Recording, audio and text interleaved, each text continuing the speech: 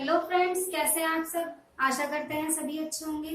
तो स्वागत है आपका एग्जाम वॉरियर चैनल में। तो दोस्तों, हम पढ़ रहे थे अविकारी शब्द। अविकारी शब्द मैंने आपको बताया था 4 होते हैं, एक अलग से होता है, वो भी अविकारी शब्द में ही आता है, निपात। और हमने 2 पढ़ लिए हैं, क्रिया विशेषण और संबंध बोधक। आज तीसरे के बारे में बात करेंगे हम, ठीक है। और बाकी दोनों आप पिछली वीडियो में देख सकते हैं उनके बारे में। तो चलिए देखते हैं आज की क्लास। तीसरा है हमारा समुच्चय बोधक अवयव।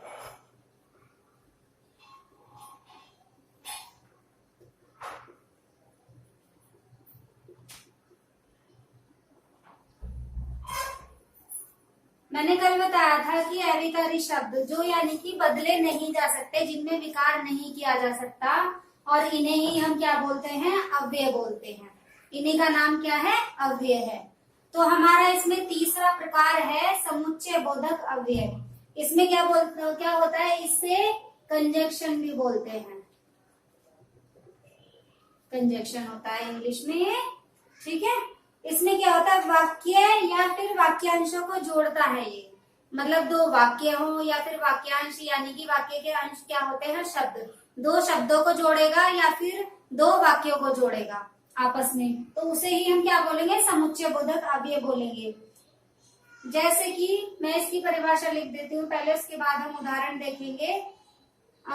जो शब्द 2 शब्दों अथवा उपवाक्य को जोड़ता है, जो शब्द 2 शब्दों उपवाक्यों या वाक्यों को जोड़ता है, उसे हम क्या बोलते हैं, समुच्चय बोधक अव्यय बोलते हैं। जब मैंने बोला राम और श्याम, इसने क्या किया, इसने दोनों को जोड़ा, ठीक है। तो ये हमारा हो गया समुच्चय बोधक, यानी कि ये जो शब्द होगा ये समुच्चय बोधक होगा। इसमें ऐसे ऐसे शब्द आएंगे, जैसे और, या, और, लेकिन, किंतु, परंतु, अथवा, बल्कि, इसलिए,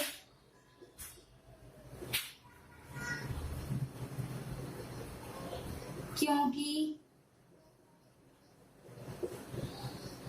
आदि ऐसे शब्द आएंगे हमारे समुच्चय बोधक अव्यय में। इससे आपको समझ में आ गया होगा। अगर मैं वाक्य लिखूं, देखो ये तो थी शब्दों की बात, ठीक है, ये थी शब्दों की बात। एक मैं आपको वाक्य भी लिख के बता देती हूँ कि वाक्यों को ये कैसे जोड़ेगा, 2 वाक्यों को ये कैसे जोड़ेगा।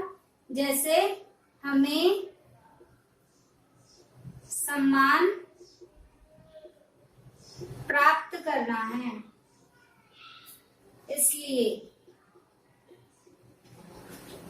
हमें सम्मान प्राप्त करना है, इसलिए सरकारी नौकरी चाहिए।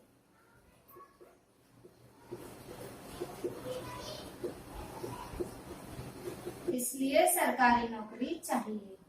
तो यानी कि इसने 2 वाक्यों को जोड़ा। इतनी बात समझ में आ गई होगी बहुत अच्छे से। देखिए, ये जो समुच्चय बोधक होता है, इसके 2 प्रकार होते हैं, इसके होते हैं 2 भेद होते हैं।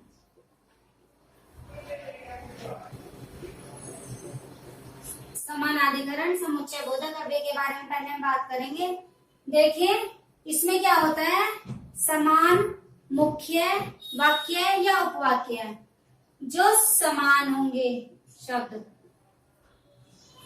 समान, जैसे कि राम और श्याम, यानी कि मतलब जिसमें समानता होगी, यानी कि हम भिन्नता नहीं करेंगे, अंतर नहीं करेंगे। जैसे किसी के गुण या दोष होते हैं कि भाई हमने कहा कि यह इंसान अच्छा है और यह भी अच्छा है, तो यानी कि दोनों के हमने जो है मतलब एक समान बताई है ना चीजें, इनमें भिन्नता नहीं की है। तो ऐसे शब्द वाक्य और उपवाक्य के बारे में बताएंगे, ठीक है। समान मुख्य वाक्य उपवाक्य के बारे में बताएगा।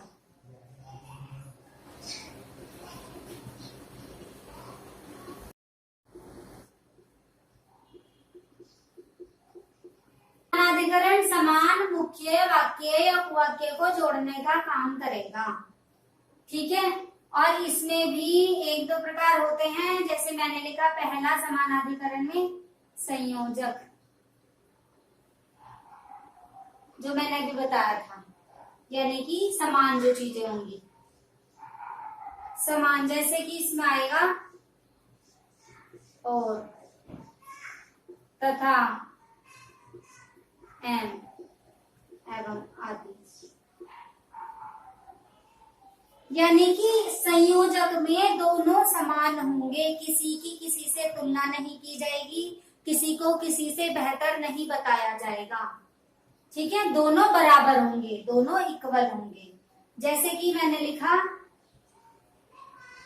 राम और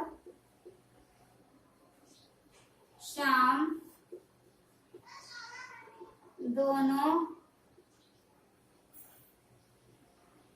अच्छे हैं। ठीक है, यानी कि एक समान चीजें बताई जाएंगी इसमें संयोजक में।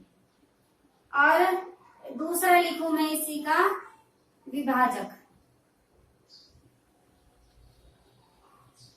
इसमें दोनों को विभाजन किया जाएगा, यानी कि दोनों को अलग अलग बताया जाएगा। जैसे या, अथवा, ऐसे छोटे छोटे शब्द आएंगे इसमें। उदाहरण लिखूं मैं, सीता या गीता दोनों में से एक अंदर आए। सीता या गीता दोनों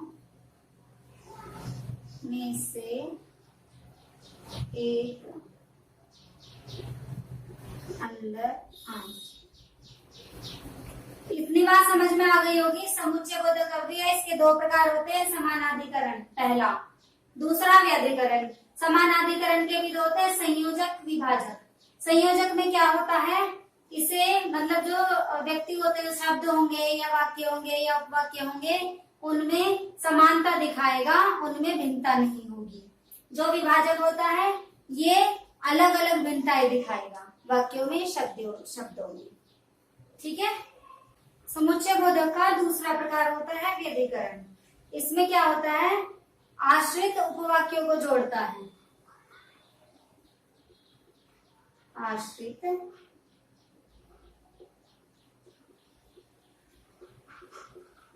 उपवाक्यों को जोड़ता है।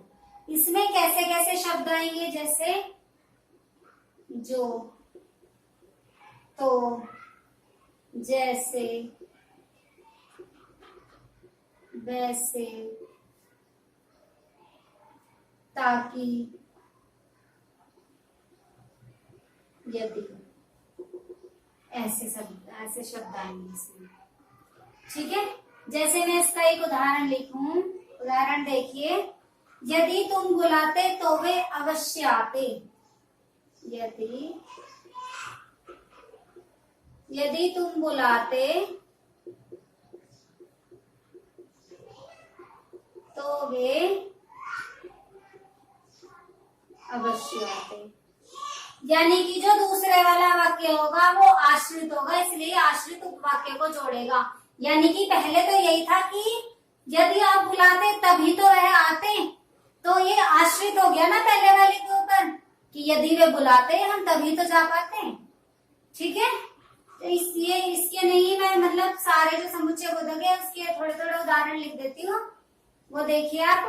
जैसे पहले बात करेंगे हम शब्दों के ऊपर, ये मैंने लिखवा दिया था राम और श्याम। जैसे मैं बोलूं तुम और मैं, माता और पिता, चाचा और चाची, यानी कि ये है शब्दों के आधार पर जो जुड़ेंगे, मतलब शब्दों के आधार पर ऐसे जुड़ेंगे, दो शब्दों को ऐसे जोड़ेगा ये समुच्चय बोधक। इतनी बात समझ में आ गई होगी। और लिखूं मैं वाक्यों के, यदि, ये तो मैंने बता दी, यदि तुम बुलाते तो वह अवश्य आते। मैं आगे लिखूं वह यहाँ है, इसलिए मैं यहाँ आया हूँ। एक उदाहरण और लिखूं, वे आते कैसे क्योंकि तुमने बुलाया ही नहीं। वे आते कैसे क्योंकि तुमने बुलाया नहीं। वे आते कैसे क्योंकि तुमने बुलाया ही नहीं। या आपने उदाहरण देख लिए हैं। समुच्चय बोधक हमारा समाप्त हो गया। नेक्स्ट प्रकार की तरफ चलते हैं। चौथा प्रकार है हमारा विस्मयादि बोधक, यानी कि इंटरजेक्शन। इंग्लिश में हम इसे बोलते हैं इंटरजेक्शन। इसमें क्या होता है कि ये मन के भावों को प्रकट करता है, यानी कि कोई चीज देख के, कोई चीज मतलब कुछ भी होता है तो हम आश्चर्य व्यक्त करते हैं। वो चीजें दुख से भी होती हैं और वो चीजें खुशी से भी होती हैं। ठीक है, इसमें मेन चीज क्या होती है, ये वाला चिन्ह आता है जो शब्द के बाद आएगा। जो भी आश्चर्यजनक शब्द होंगे ये वाला चिन्ह आएगा उनके बाद में। जैसे कि मैंने बताया, ऐसे शब्द जो मन के भावों को प्रकट करते हैं उन्हें विस्मयादि बोधक शब्द कहा जाता है। जैसे हर्ष, घृणा, क्रोध, शोक, आश्चर्य, ये हमारे मन के भाव ही तो हैं। किसी को देख के हमें खुशी हुई कि अरे वाह, ये चीज बोलेंगे हम। घृणा हुई, अरे ये क्या है, इस टाइप से। ठीक है, क्रोध आया, क्रोध से भी हम बोल देते हैं। और ये कैसे कैसे शब्द होंगे मैं यहाँ पे लिख देती हूँ। जैसे मैंने कहा, अरे, अरे, अजी, अहो, उफ, शाबाश, अरे वाह, अरे वाह, धन्यवाद। इस तरह के शब्दों का सामना करना होगा हमें विस्मयादि बोधक अव्यय में। इसका एक नोट पॉइंट है। उदाहरण से पहले हम इसका नोट पॉइंट देख लेते हैं। वो क्या है, देखिए, यह एकमात्र अव्यय ऐसा है जिसका प्रयोग जो है वाक्य में किया जाता है, लेकिन उसका संबंध वाक्य के दूसरे शब्दों के साथ में नहीं होता। यानी कि जैसे किसी को जोड़ता भी नहीं है, किसी का प्रभाव किसी पे नहीं डलता। ठीक है, ऐसा होता है। ये मैं लिख देती हूँ इस बात को, ये नोट पॉइंट है, ध्यान रखने वाली बात है।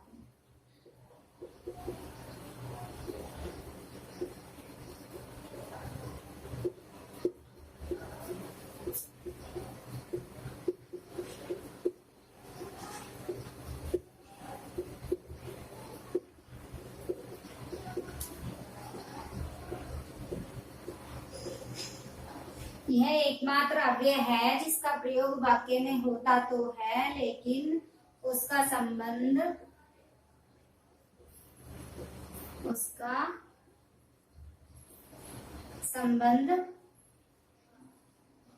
वाक्य के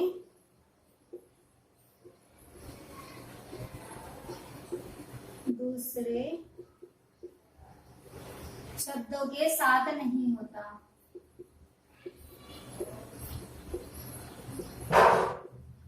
ये मैंने समझा दिया है आपको, लेकिन उदाहरण से भी देख लेते हैं हम, आसानी से चीजें पता चल जाएगी। जैसे मैं लिखूं, हाय राम,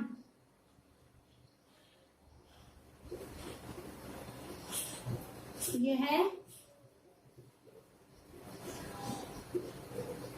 क्या होगा। ठीक है, इसका प्रभाव किसी पे पड़ा, ये तो हमारे मन के भाव हैं, ना कि वाक्य के किसी चीज पे प्रभाव पड़ेगा। इसमें किसी वाक्य के किसी भी चीज पे इसका प्रभाव नहीं पड़ेगा, क्योंकि ये हमारे मन के भाव हैं। उदाहरण और देखिए एक दो, जैसे मैंने लिखा आहा मजा आ गया।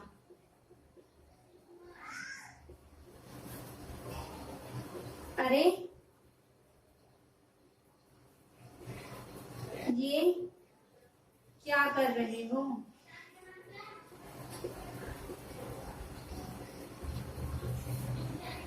और लिखूं अरे आप पास हो गए। यानी कि ये वैसे पहचानना आसान है, ये चीजें, ये वाला शब्द आता है, ये बहुत ज्यादा इजी है ठीक है। अलग से एक शब्द मिलेगा आपको, उसके बाद में ये चिन्ह मिलेगा, तो आप बहुत आसानी से पहचान लेंगे। अंतिम अविकारी शब्द है हमारा निपात। यानी कि मैंने आपको कल की वीडियो में बताया था कि अगर हमारा क्वेश्चन आता है कि कितने अव्यय होते हैं, कितने अविकारी शब्द होते हैं हमारे, तो हमारा आंसर हमेशा 4 होगा, हमेशा हमारा आंसर 4 होगा, क्योंकि ये अलग से होता है। इसे बोलते तो अविकारी ही हैं, बट ये अविकारी की श्रेणी में रखा नहीं जाता। इसके बारे में बात करते हैं। इसमें क्या होता है, इनका जो है स्वयं का तो कोई अर्थ होता नहीं है, इनका स्वयं का अर्थ नहीं होता।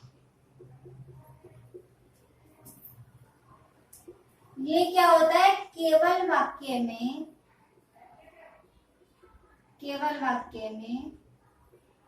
स्पष्टता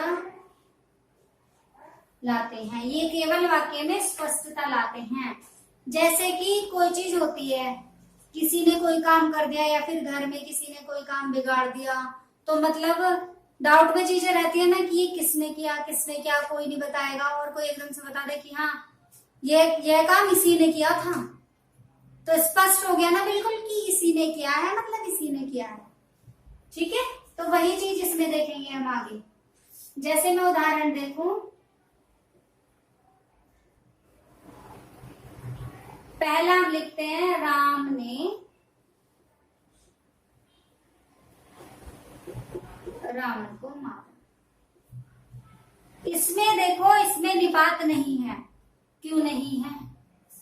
इससे पहले एक और सेंटेंस लिखती हूँ, राम ने रावण को मारा, राम ने रावण को मारा। तो इसमें तो हमारा निपात नहीं है। क्यों नहीं है? इसमें स्पष्ट है कि राम ने रावण को मारा। किसी ने कह दिया कि उसने ये काम किया, तो ये जरूरी है कि ये सच हो, है ना? जरूरी तो नहीं है। तो इसमें अगला देखते हैं, राम ने ही रावण को मारा। तो यानी कि इसमें जो ये जोर देने वाले शब्द होंगे, ये स्पष्टता वाले शब्द होते हैं, और इसी को हम निपात बोलते हैं। और उदाहरण देखते हैं हम। जैसे मैं बोलूं, वह अभी तक नहीं आए, वह अभी तक नहीं आए, तो इसमें ये वाला है। वह नहीं आए अलग है, वह अभी तक नहीं आए ये क्लियर है कि नहीं आए हैं। और देखिए एक दो, तुमने ही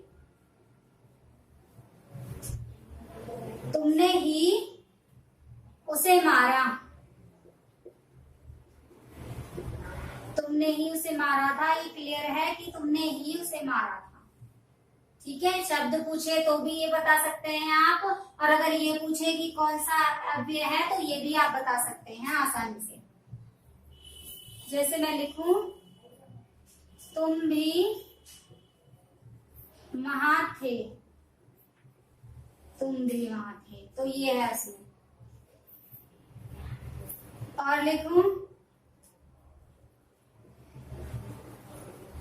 तुमने ही उसे पढ़ाया था,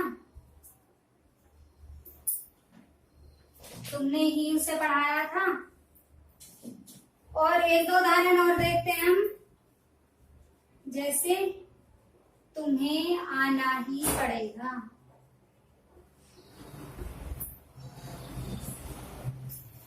ये आपका पता चल गया।